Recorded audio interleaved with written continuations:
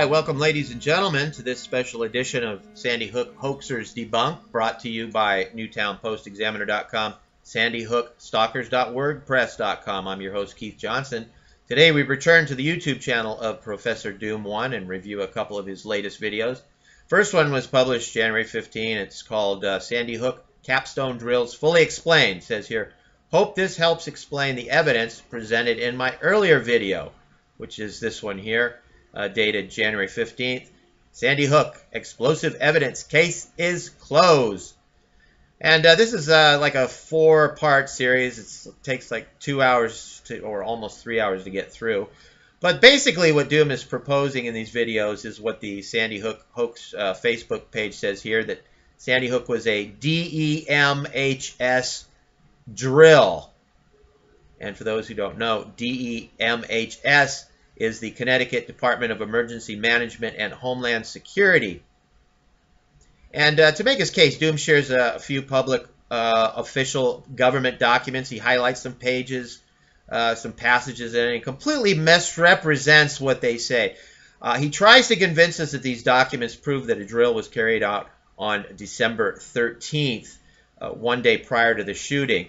But that's not what these documents say at all. And his argument is absolutely and completely null and void because the foundation of his claim rests on a phony FEMA document.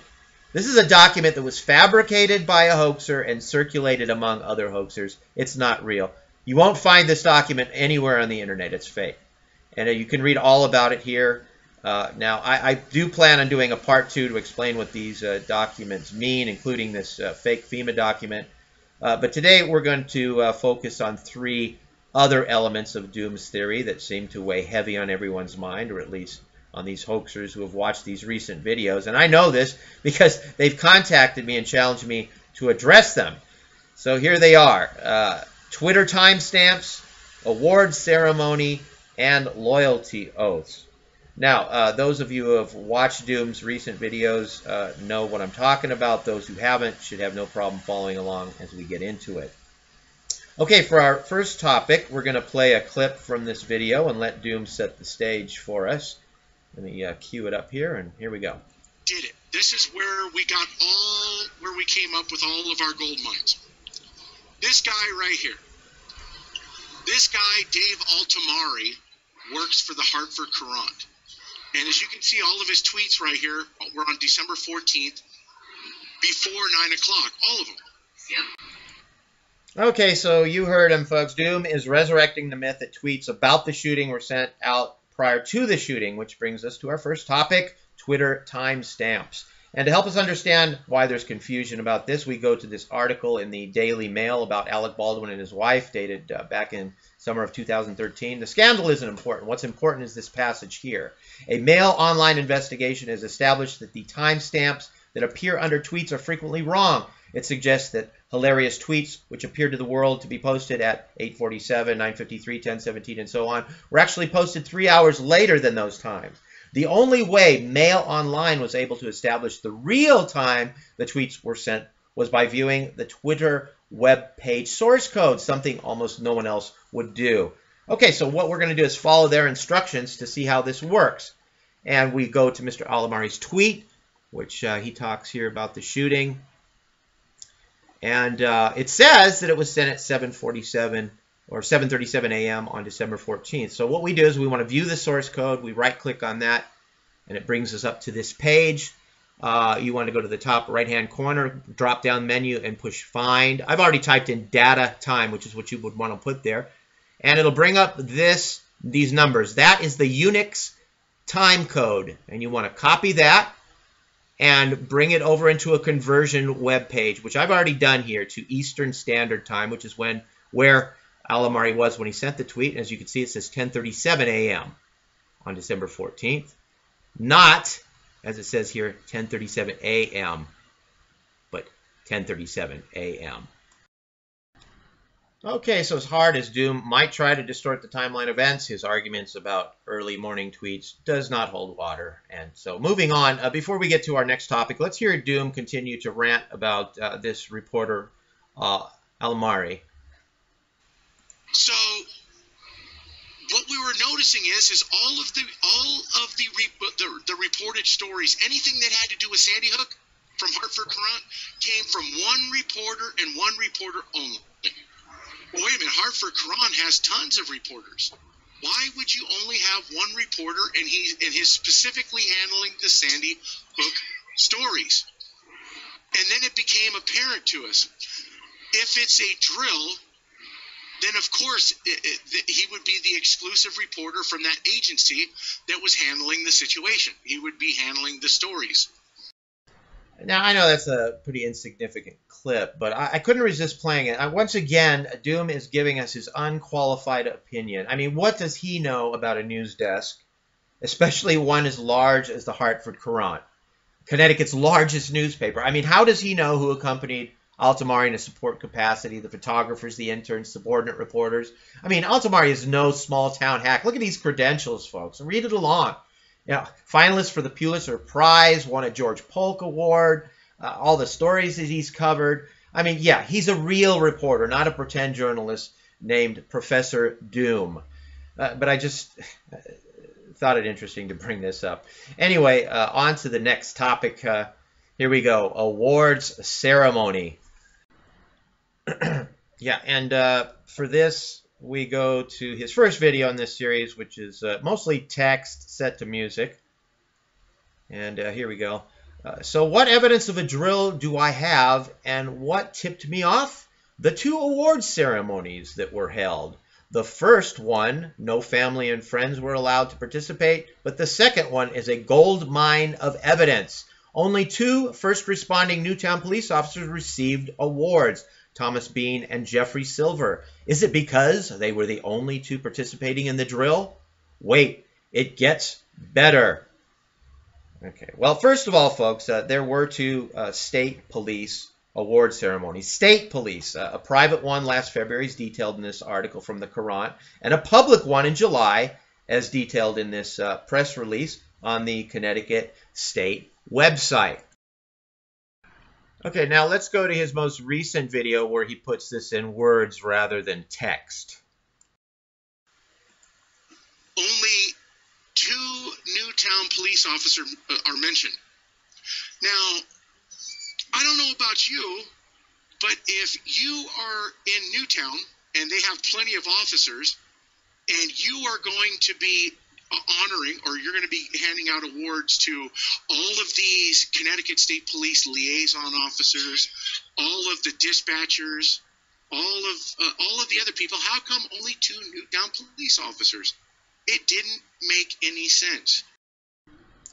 Well, it does make perfect sense when you read the article, Doom. First of all, this is a state police ceremony, and they are rewarding those affiliated with the state police. Just so happens Newtown officer Jeffrey Silver was that department's liaison to the state police during the year-long investigation that followed the shooting, and Newtown officer Thomas Bean was assigned to the statewide narcotics task force at the time of the massacre and responded to the school along with several members of that unit.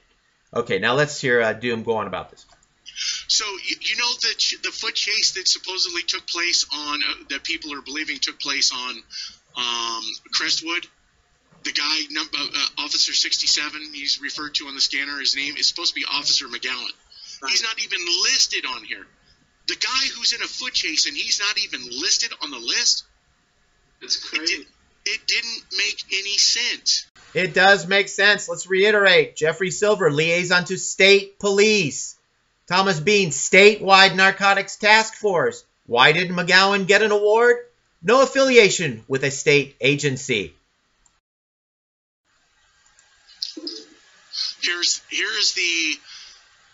Here's the thing saying for July 8th, there's going to be an award ceremony. And as you go down the names here, these are the first responders.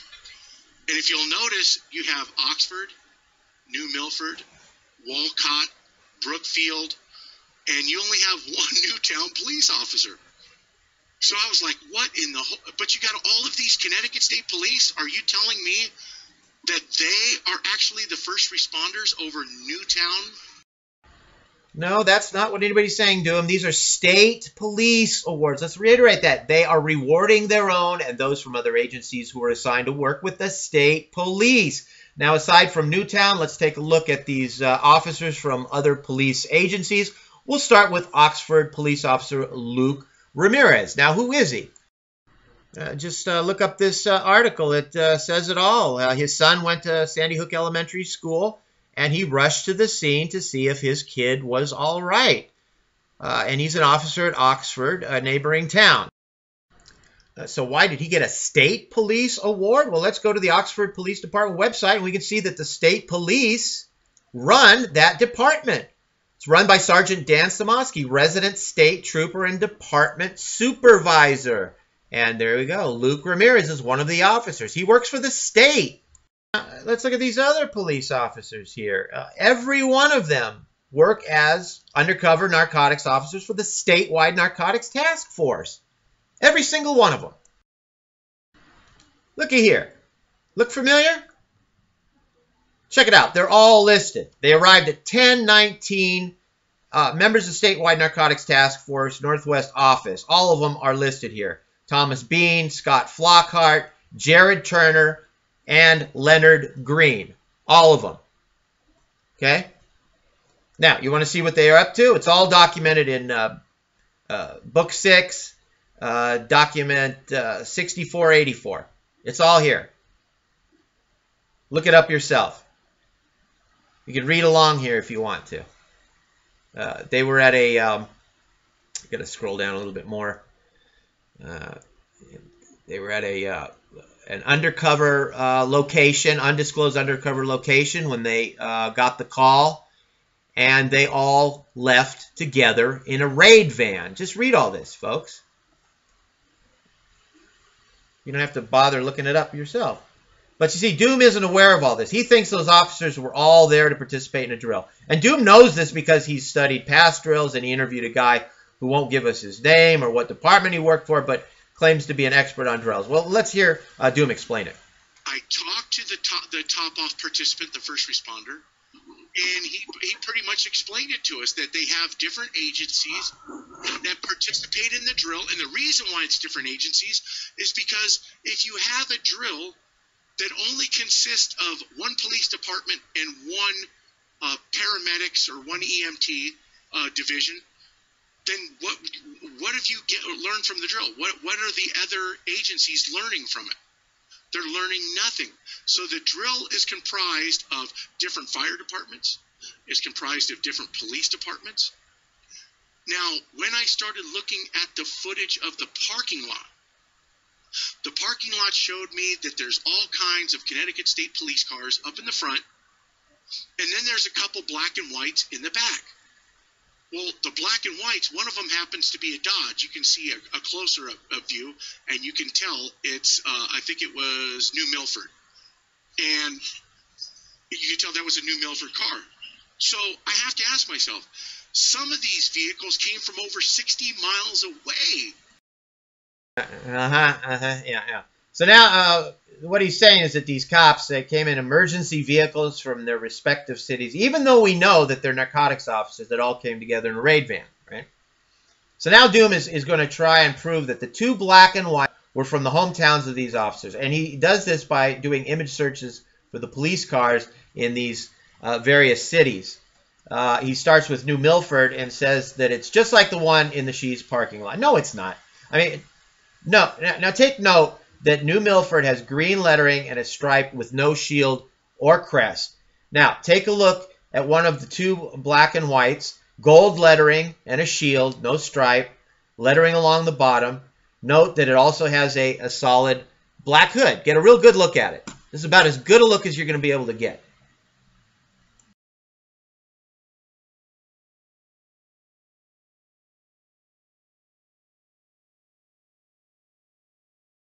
Then Doom shows us this picture here. Is that the car we just looked at? No, this has a solid white hood. Instead of gold lettering, we have black. It's not italicized like the other one. Now, let's look at the other black and white in the parking lot. The picture's so blurry, I mean, you can't make out a damn thing. Anyways, you can see he's not convinced us of anything. Obviously, they came from somewhere, these vehicles, but, so what? I mean, neighboring agencies always rush to aid other officers. It's called mutual aid, Doom, but it certainly wasn't the aforementioned narcotics officers. We've already established that. Now, if you think that's bad, folks, get a load of this. He says, so where was Brookfield PD, or known as Bethel, in all this? He thinks Brookfield and Bethel are the same cities. They're obviously not. Bethel's down here, and Brookfield's up here, and Sandy Hook's there. But the reason he thinks they're the same is because he did an image search for a Brookfield police car and got this image of a Bethel police car. He's making the connection. All you had to do is visit the page and see why. See, there's Bethel right here, and under it is Brookfield. Two different things we're talking about. That is a vehicle there. That's the vehicle picture for Bethel. Okay? So now Doom's off on a tangent thinking that Brookfield is the same as Bethel. So he shows us this picture of a Bethel police car assisting at St. Rose Lima. By the way, Bethel is about 10 minutes away from Sandy Hook. And he comes up with this genius conclusion. You mean to tell me Bethel Brookfield officer gets an award for responding to a lockdown at St. Rose of Lima school? Of course he does. He participated in a drill. Damn it! Oh my God, no, Doom. There is no such thing as a Bethel Brookfield officer. Brookfield officer Jared Taylor is a narcotics officer who arrived at She's in a raid van. Jared Taylor does not work for Bethel PD and did not receive an award for responding to St. Rose. Had to write that down. I mean, this is comedy gold. And folks, people are lapping this stuff up, calling this guy a genius. He cracked the case. Oh, what's come of the world. Let's get on to our final loyalty oaths, our final topic of the day.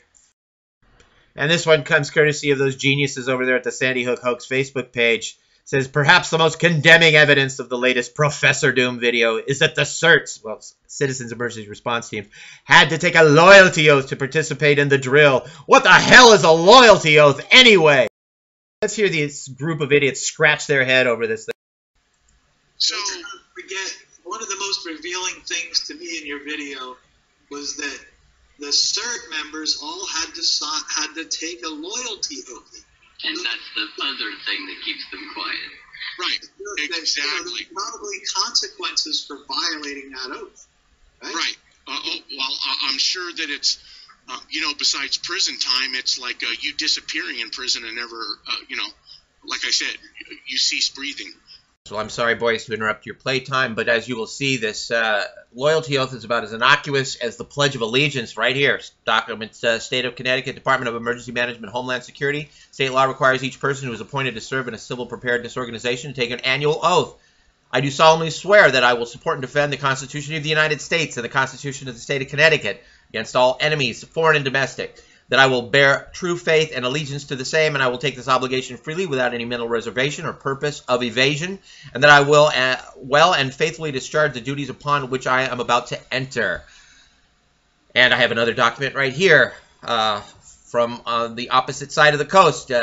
Both of these were drafted in 2008, another loyalty oath. As you can see, it's got the same exact wording.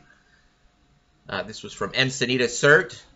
I've circled what it says here. You can compare that to the article, to the document that I have from Connecticut. As you can see, it has nothing here about pulling the wool over the eyes of the American people or death sentences or anything like that. Oh, dear God.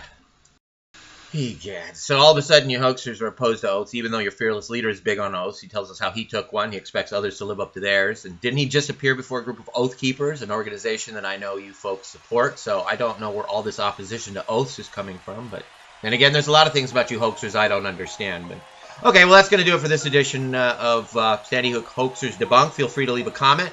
Always, I'm eager to hear what you have to say. But if you have a critique, please spell it out and back it up with facts. A simple thumbs down is unacceptable. Put a lot of hard work into my research, and I expect my critics to do the same. Oh, and be sure to check out my websites and subscribe to this channel, because there's a lot more where this came from.